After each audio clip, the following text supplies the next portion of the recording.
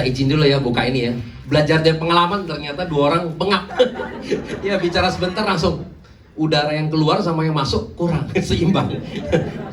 Oke, ya jadi selamat sore semua teman-teman semua di sini. Jadi hari ini temanya apa? Wake up ya.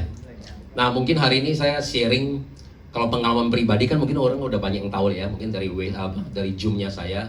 Nah tadi dari penjelasan dari dari Bu Anita ya, kemudian dari Ardian ya. Sebenarnya saya mungkin mau sharing lebih banyak mengenai multi level marketing hari ini ya. Kenapa? Karena kalau kita nggak yakin dengan kata-kata multi level marketing itu yang jadi apa istilahnya? Kayak kita kerjanya jadi setengah-setengah hati, benar nggak? Nah sekarang Anda nggak sering, misalnya ada begitu pulang ke rumah ditanya sama orang tua kita, ya kan? Nah di sini kan ada teman kita juga yang Amanda lagi kerjaan apa? Multi level marketing. Coba kesannya gimana sama orang tua kita? Emang gak ada kerjaan sekarang? Ya nggak? Bener nggak? Ya ini kejadian juga loh sama kita juga loh. Bener nggak waktu lagi di usia? Karena dulu saya mengenal multi level marketing tahun 2004 ya teman-teman ya. Jadi begitu kalau kita seperti ngomong multi level marketing kayaknya kurang pede, bener nggak? Kayak seperti nggak ada kerjaan, bener nggak? Orang nganggur baru ini, bener nggak? Kalau lagi orang frustasi kayaknya udah nggak ada kerjaan tuh baru ini, bener nggak? Nah itu adalah waktu di awal-awal ya, waktu saya mulai belum mengenal multi level marketing. Nah tahun 2004 saya pertama kali tertarik sama multi level marketing karena saya mulai baca. Ya, jadi pada saat itu memang saya lebih suka baca buku. Nah, saya sering ke Tokopedia pada saat itu ya. Nah, saya sering tuh di Tokopedia apa? Oh iya benar. Wah, ternyata Anda semuanya menyimak. Itu bagus tuh, berarti kalian semua menyimak dengan baik ya. Nah, betul. Saya kira tadi udah pada tidur, ternyata enggak ya. Oke. Iya, di Gramedia bener. Kenapa jadi Tokopedia? Oke, nah jadi pada saat itu saya sering baca buku di Gramedia. Nah itu mulai dulu banyak buku ya, namanya Rich Dad Poor Dad. Nah di situ ya ada business school dan semuanya. Nah pada saat itu saya mulai tertarik sama multi level marketing. Nah karena pada saat itu saya tahu persis, misalnya gini, kan saya kerja juga ya selama 20 tahun sebagai konsultan ya. Jadi persis seperti kata Ardian ya, selama ini kita bikin orang lebih kaya ya. Tahun 97 saya masih ingat, saya jadi konsultan, saya mulai mengenal Pak Charo Tanjung. Masih ingat? Masih tahu? Ya. Tahu ya? Ya, hari ini beliau menjadi 7 orang terkaya di Indonesia ya. Nah, jadi saya jadi konsultan beliau, pada saat itu beliau belum membeli Bank Karman ya, kemudian dirubah banknya menjadi Bank Mega. Nah, pada saat itu saya jadi konsultan beliau untuk bikin sistemnya, seperti itu ya. Nah, singkat cerita hari ini beliau udah kaya ya. Kemudian saya juga kerja sebagai perusahaan konsultan di perusahaan asing juga, jadi bosnya orang Malaysia juga. Ya bosnya saya juga kaya juga, jadi nomor 38 terkaya di Malaysia. Nah saya nggak dapat apa-apa Pak, tetap aja masih berjalan di tempat gitu ya. Nah jadi kenapa? Jadi itu kemudian saya mulai belajar multi level marketing di tahun 2004 ya, seperti itu. Nah jadi pada saat itu saya mulai baca business school ya. Nah selama ini kan saya employee, betul nggak? Nah kalau employee kata guru saya, mentor saya katanya nggak bisa kaya. Kenapa? Ya kali 1 katanya, benar kan? Ya Anda mau kerja gimana pun cuma kali 1, gimana bisa kaya, benar kan? Nah saya masih ingat dulu waktu saya jadi konsultan kan, begitu mau dapat income tambahan gimana di otak kita? Kerja lembur, benar kan? Kerja lembur, Sabtu Minggu saya ngantor, biar kelihatan rajin kan gitu kan? Tapi paling sebulan cuma nambah 2-3 juta, ya kan? Dari uang taksi, itu aja kebagiannya. Berarti artinya apa? Employee saya nggak bisa kaya, ya kan? Nah yang kedua lagi ada self employee, benar nggak? Nah, misalnya kita sekarang, misalnya saya juga punya toko juga. Anggap misalnya kita buka restoran lah ya, lebih simpel gitu. Misalnya kita jadi buka restoran self employee ya. Kita juga punya karyawan kita. Nah, anggap misalnya kita punya restoran kita untung ya 1 bulan adalah 20 juta. Bagus kan? 20 juta misalnya udah potong biaya tempat ya, udah sewa tempat, biaya karyawan, itu luar biasa loh. 20 juta kali 12 bulan adalah 240 juta loh, ya kan? Luar biasa Bapak Ibu kalau sewa pik aja sekarang 500 juta aja Anda mesti balik modal berapa tahun, betul nggak? Nah ini anggap kita masih bisa untung 1 bulan 20 juta. Tapi kalau Bapak Ibu kalau mau dapat income dari 40 juta, gimana caranya? Buka cabang, bener ya? Kali 2 Bu ya? Nah kalau udah investasi kita kali 2, masalah juga kali 2. Nah ya kan? Begitu Bapak Ibu mau naik jadi 100 juta gimana caranya? Kali 5, bener nggak? Harus buka cabang 5, berarti investasi kali 5, masalah juga kali 5 kan itu kan? Tapi banyak juga orang bilang setelah udah buka 5 ternyata nggak untung semua, bener nggak? Nah ini yang depan-depan gini, biasanya apa, restoran keempat dan kelima sepi, ya kan? 1 dan 2 nutup, ya kan? Akhirnya apa? Mendingan saya buka 1 atau 2 aja, bener nggak? Ya sama aja gitu kan. Jadi yang ini malah untuk nutupin. Jadi artinya apa? Jadi save employee ternyata juga susah, bener nggak? Nah jadi kalau saya mau pindah kuadran ke jadi bisnis, nah di business school itu mengajarkan kita cuma ada 3 cara, kata Robert Kiyosaki. Yang pertama katanya Budi, ya, kamu harus punya modal, ya dong. Dan yang kedua, kamu harus bisa menciptakan sistem A sampai Z. Ya seperti Pak Ernest ini bikin perusahaan ini, bener nggak? Harus memikirkan A sampai Z. Misalnya kita tadi buka restoran lah ya. Nah kalau Anda mesti buka restoran berarti apa? Dari pertama kali Anda recruiting, bener kan? Beli sayurnya di mana, beli sambelnya di mana, bener kan? Cara memasak, pemasaran, dan semuanya harus kita urusin loh. A sampai Z. Udah mesti punya modal dan mesti bikin sistem A sampai Z. Kita mampu nggak? Aduh, saya kan orang IT, bener nggak? Disuruh saya bikin perusahaan, saya nggak ngerti, bener nggak? Nah, berarti saya nggak bisa nomor 1. Oke, cara kedua katanya. Cara kedua adalah kita beli sistemnya yang sudah ada, yang franchise. Ya, tapi kita mesti punya modal, ya kan? Nah, Anda hari ini tahu nggak misalnya, Anda mau beli franchise McDonald, berapa? 7-8 miliar. Waduh, saya bilang saya nggak punya duit, bener nggak? Sebesar itu. Teman kita Pak Kim tadi hari bilang kan, dia beli franchise gulu-gulu 1 miliar, ya kan? Nah, di bawah sini juga ada tuh, Din Tai Fung, lagi terkenal juga 2 miliar. Ya kan? Waduh, bener gak? Apakah kita sukses nggak? Nggak ada jaminan juga, bener kan? Nah, yang kemarin terjadi sama teman-teman kita selama pandemi, semua pada bangkrut. Kenapa? Karena sudah bayar franchise-nya 1 tahun sepi, 1 tahun nggak buka, bener nggak? Kita tutup, uang sewa kan jalan, udah selesai, bangkrut semua. Nah, sehingga banyak juga teman-teman kita yang tadinya bisnis kuliner sekarang malah menjalankan AFC juga, ya. Kenapa? Ya karena segala sesuatu tidak ada yang pasti, ya. Apa yang terjadi besok kita nggak tahu juga. Nah, jadi itu yang cara kedua. Ternyata saya bilang, saya kerja, kita kumpulin modal untuk saya mau beli franchise, ngeri juga, bener nggak? Kalau gagal, berarti saya mesti ngulang lagi, bener nggak? Nabung lagi, berarti nggak bisa. Nah, cara ketiga ternyata di buku itu adalah mengajarkan kita apa? Join multi level marketing. Kenapa? Join multi level marketing kenapa? 1, modalnya murah, bener nggak? Dan ternyata income kita tidak kalah dengan nomor 1 dan nomor 2. Setuju? Iya, income kita tidak kalah dengan nomor 1 dan nomor 2. Itu seperti itu. Nah, jadi kemudian setelah itu saya mulai ya mengenal lebih banyak mengenai multi level marketing. Nah, pada saat saya berguru, guru saya bilang gini, oke Budi, kalau kamu mau kaya, ingat 1, bisnis apapun yang kamu jalankan harus ada perkalian dan pertambahan. Kalau nggak ada nilai kali, nggak ada nilai tambah, kamu nggak bisa kaya. Ya benar tadi kan, kalau kita karyawan kan cuma kali 1, kapan kayanya, benar kan? Nah, berarti bisnis yang kita jalankan harus ada perkalian. Oke, saya mungkin di sini agak sharing dikit ya, lebih ini, karena tadi saya dikasih waktu agak panjang sama Pak Niko gitu ya. Jadi contohnya misalnya gini, kita punya 2 perusahaan ya, simple aja misalnya. Di sini Bu siapa? Hah? Bu? Apa Pak? Risa, Bu Risa. Oke, sama Pak Yosep ya. Risa dan Pak Yosep. Oke, nah Risa punya perusahaan A, karyawannya 5 orang Bu. Pak Yosep punya perusahaan B, karyawan 50 orang. Bos mana yang lebih kaya? 50. Betul, secara matematika bener. Karena apa? Semua orang yang kerja sama kita harus semua menguntungkan, bener gak? Kalau setiap karyawan kasih kita 5 juta, bulan depan ya kali 5 orang, berarti kita bulan depan kita dapat 25 juta ya. Kalau Pak Yosef tadi kan punya 50 karyawan, satu karyawan kasih dia 5 juta, sudah dapat 250 juta ya. Nah, ini prinsip adalah orang dagang ya. Nah, mungkin sedikit juga saya sekilas mengenai, saya cerita mengenai om saya. Saya dulu waktu kerja, setiap kali kalau saya ketemu om saya pasti selalu di apa istilahnya? Kamu masih kerja? Masih. Udah, keluar aja, bisnis aja. Hah, kan gitu kan, tiap hari begitu. Ketemu gini, kenapa? Om saya ini semua rata-rata ada SDTT, Pak. SDTT itu sekolah dasar tidak tamat. Ya. Tapi semua jadi bos-bos. Nah ya, jadi dia selalu gitu, sharingnya gini. Oke, Budi, kita gini aja katanya. Ada orang datang ke saya, mau S2, ya kan?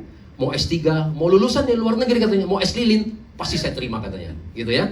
Nah, mau dibayar gaji berapa? 15, 20 juta, 25 juta saya bayar katanya. Om saya bilang begitu ya. Nah, dia bilang gini, paling katanya orang dagang gini katanya.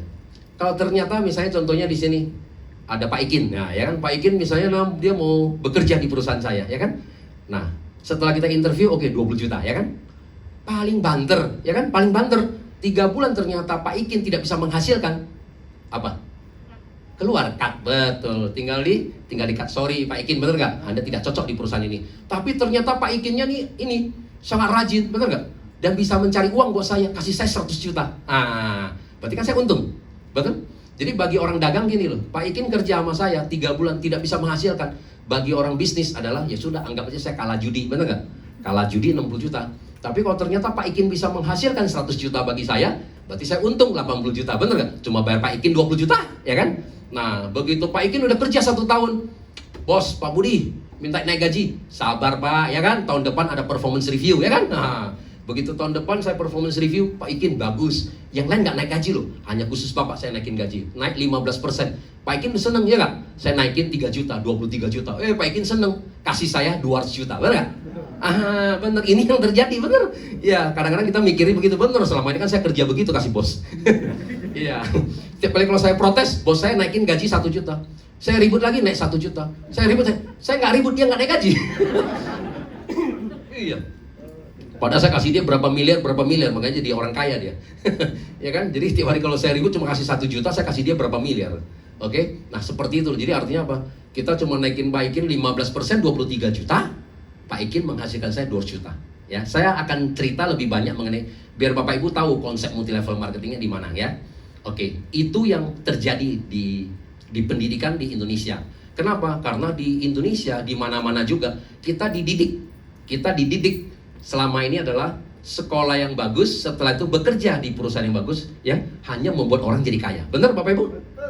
Ya, menjadi orang kaya. Nah sekarang saya tanya, bagaimana membuat kita jadi kaya? Oke, contohnya tadi Pak Ikin kerja di perusahaan saya. Oke, nah sekarang Pak Ikin saya angkat nih jadi marketing director. Oke, nah saya pemasaran handphone aja Pak, ya pemasaran handphone Pak. Nah sekarang perusahaan saya Pak untung 1 miliar tahun ini, untung 1 miliar, tapi saya nggak happy. Saya bilang Pak Ikin nggak bisa, Pak Ikin kan sebagai marketing director, ya dong. Perusahaan nggak untung 1 miliar nih, nggak setuju nih. Maunya tahun depan untung jadi 10 miliar. Nah Pak Ikin sebagai marketing director saya, apa yang harus perusahaan lakukan Pak? Tambah modal, tambah apa lagi Pak? Tambah karyawan, tambah cabang ya, tambah produk, bener nggak? Efisiensi, bener kan? Nah, artinya kita secara cepat loh Pak. Bagaimana membuat orang kaya kita cepat. Nah, sekarang ya, Pak Ikin ya, yang kita gaji tadi 1 tahun kita dibayar gaji 100 juta.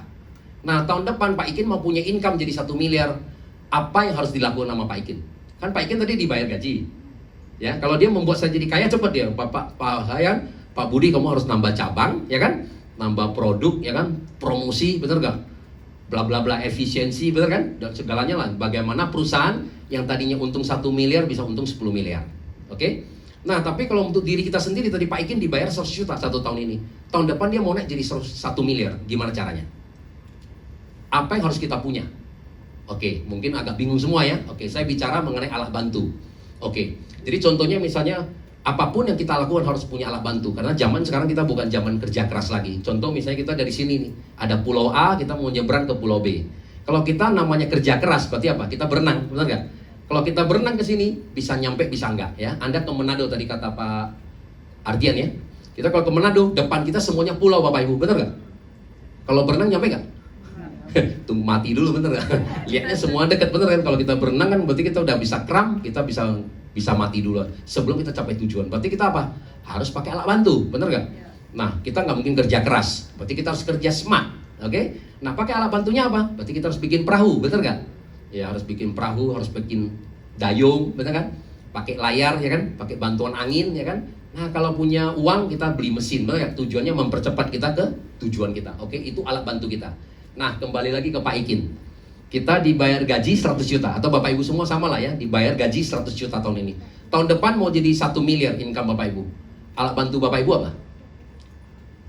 Kalau kita nggak tahu alat bantu kita, bener kata guru saya, selama-lamanya sampai kita tua, kita nggak bisa kaya loh. Bener. Nah, kenyataan itu yang terjadi. Banyak orang ternyata sampai dia pensiun, rumah pun nggak ada loh. Karena apa? Selama ini jadi dia tiap hari membuat orang jadi kaya. Tapi buat diri dia sendiri jadi kaya, dia bingung. Oke? Nah, jadi guru saya mengajarkan kita 3 hal. Oke? Kalau Anda mau kaya, harus harus bisa gunakan waktu orang lain. Oke? Kalau Anda mau kaya, harus bisa gunakan waktu orang lain. Nah, tadi saya udah bahas juga. Tadi ada perusahaan A sama perusahaan B, bener nggak? Nah, perusahaan A 5 karyawan, perusahaan 50 karyawan, berarti artinya apa? Orang akan membuat kita jadi lebih kaya, bener? Ya, orang akan membuat kita lebih kaya. Nah, contoh hari ini ada Pak Charo Tanjung. Pak Charo Tanjung hari ini jadi orang 7 terkaya. Saya bilang misalnya gini, ada 100.000 orang aja yang bekerja sama beliau. 100.000 orang. Nah, satu karyawan kasih beliau 1 juta, berarti bulan depan uang dia nambah 100 miliar, benar nggak? Nah, kita cuma nambah 250 juta. Gimana lu mau ngejar dia, benar nggak? Jadi artinya apa? Orang akan membuat kita semakin kaya. Nah, di multi level marketing ada nggak? Ada. Itu yang luar biasa, benar nggak? Kalau di bisnis konvensional, di perusahaan, Anda harus bayar gaji loh. Ya kan? Seperti Pak Charo Tanjung itu harus bayar gaji loh. Itu resiko loh, benar kan? Dengan pandemi begini, kalau dia salah perhitungan, habis, ya, modal juga habis loh ya. Tapi kita terus terang di multi level marketing, kenapa kita, ya termasuk saya, Ardian atau Anita, kita bisa dibayar sampai miliaran dari mana? Karena ada perkalian di situ ya.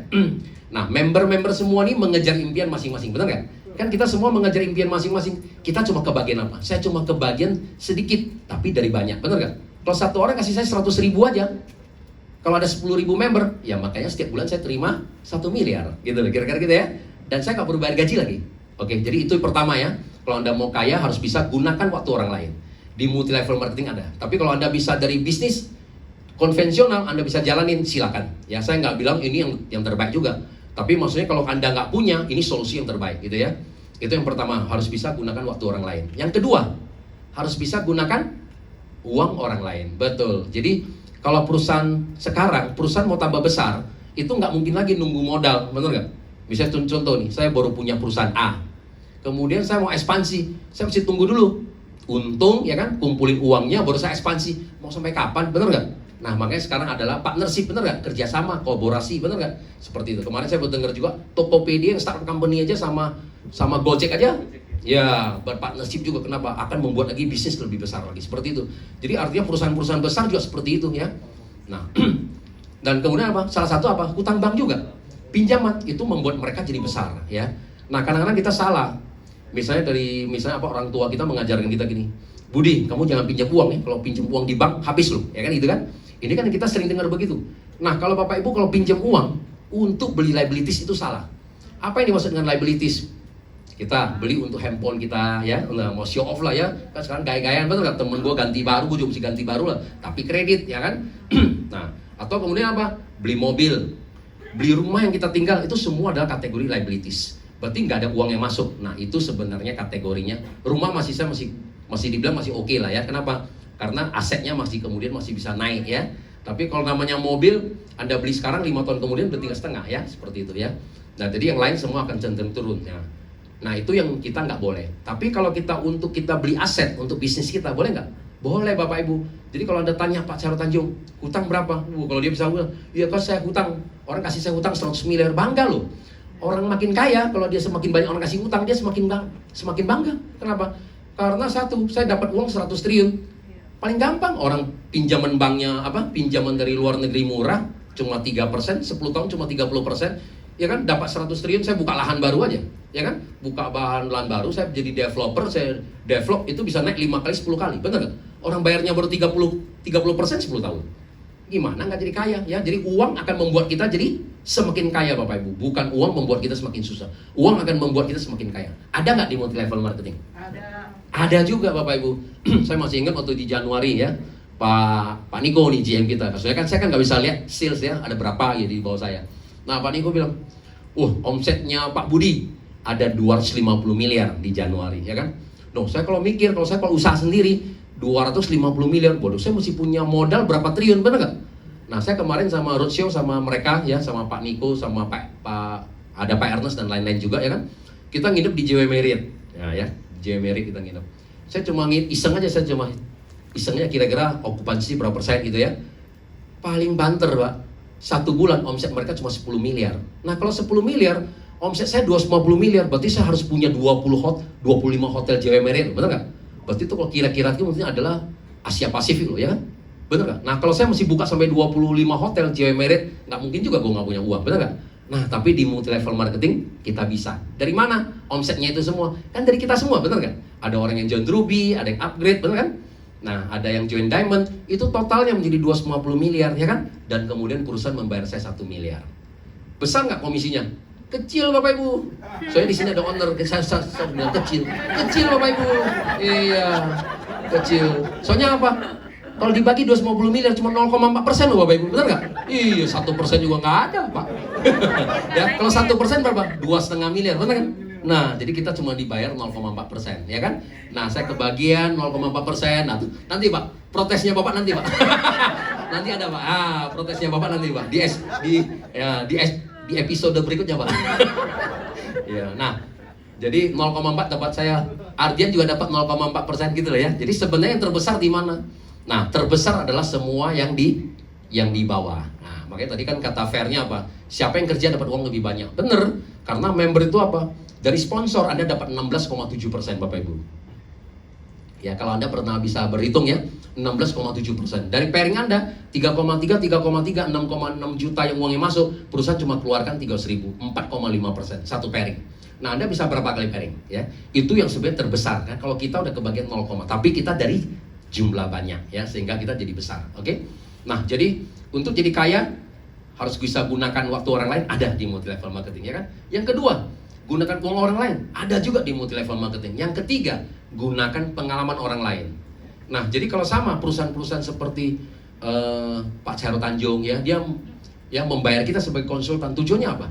Ya karena jasa konsultan kita nggak perlu apa istilahnya. Contoh misalnya, nah Pak, pemasaran ini ternyata yang ini metodenya salah, bener nggak? Kan kita pakai jasa konsultan kasih tahu ke kita, bener nggak? Kalau cara-cara yang salah jangan dilalui lagi, bener nggak? Jangan diikuti lagi, kan kita pakai cara yang ini sehingga kita lebih cepat sukses ya. Benar kan Bapak Ibu ya? Jadi kita membayar jasa konsultan. Seperti itu Bapak Ibu. Nah, di sini ada nggak di multi level marketing? Ada juga, benar nggak?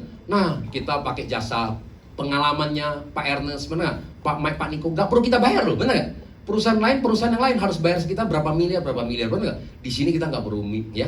Kita bergabung semua pengalaman-pengalaman dari Bapak ya Pak Ikin, semua yang leader yang mau termasuk member semua kita berkolaborasi, benar nggak? Dan lama-lama kita bisa bikin strategi ya kan, pemasaran kita bagaimana, begini akhirnya menjadi satu dan kemudian kita menjadi lebih besar, kan itu kan? Nah, jadi itu loh Bapak Ibu. Jadi Bapak Ibu harus mengerti konsep mengenai multi level marketing. Jadi sejak tahun 2004 waktu saya mengenal multi level marketing, nah itulah kemudian. Jadi multi level marketing semua yang saya bangun tidak ada yang dikit. Artinya member saya dikit, nggak ada. Semua besar. Karena terus terang saya termasuk orang IT. Jual saya nggak bisa.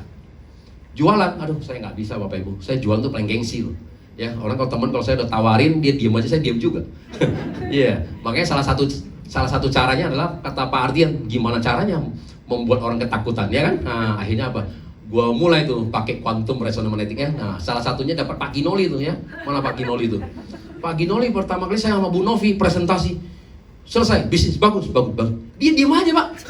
Nggak bilang iya, nggak bilang tidak, ya kan? Nah, langsung saya akalin. Novi bilang, kan kita bawa tuh tes alat kesehatan. Nah, langsung saya tawarkan. Bro, mau nggak tes kesehatan nih? Apa tuh? Ya, bisa tes nih, bisa tahu semua. Apakah kita ada sumbatan? Mau dong, nah gitu kan? Begitu tes, begitu dia merah. Nah, begitu sumbatannya merah, langsung saya takutin. Nah, kamu punya beberapa cara nih Pak Ginoli. Satu cara, kamu mesti kateter tuh. Berapa? Wih, mahal loh. Di rumah sakit. Soalnya apa? Sumbatan di sini kan nggak tahu kamu ada di jantung atau di otak ya. Tapi kalau kamu mau tahu di mana, kamu mesti kateter. Yang pertama. Yang kedua, cara kedua, ya kamu mesti masuk ke kapsul tadi ya, MRI ya tadi ya, 4 juta sampai 15 juta masuk ke kapsul. Nah, baru tahu suntik cairan hijau, baru tahu tuh mampetnya di mana tuh. Ada teman saya juga waktu di Medan masuk ke kapsul, mati di dalam. Iya, kenapa? Karena kalau udah terjadi sumbatan pembuluh darah, di sana pengap Pak. Udah tuh stres lagi kan. Jadi makanya tuh salah satu yang suster itu harus menceritakan kalau masuk ke dalam tuh mesti apa istilahnya? Ya di sini suaminya dokter, jadi dia tahu tuh.